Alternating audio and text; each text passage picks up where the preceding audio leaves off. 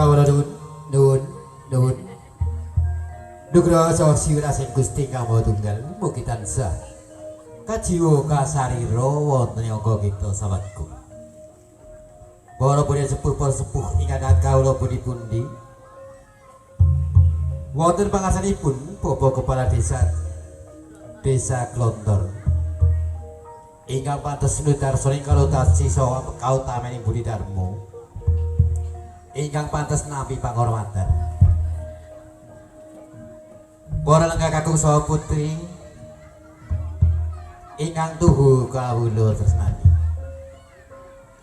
Mugi kepareng kawula cumantaka ngateng abiyantara saha nganti kesenian paguyuban seni kuda kepang Triturangga Muda ingkang mijil saking tlatah Klontor saha wonten ngarsanipun Bapak Rimun sak rimbit ingkang saleh kana tepi jejere tiyang sepuh Badul Kramiya putra Margya Siwi ndhawaken ingkang putra putri.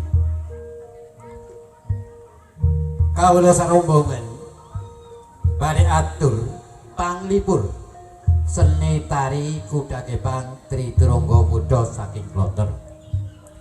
Pabilangin kawula makarya sowan wonten ngasanipun Bapak Risman dalam pretagunipun anggenipun anyugata seni taring samangke saha saking unggeling gending kirang nuju prana wonten ing asa andika sami saestu kawula sarombongan tansah nyadha lumunturing samudra pangasami. Sugeng amirsani kanthi madhakaning penggalih nuwun nuwun nuwun.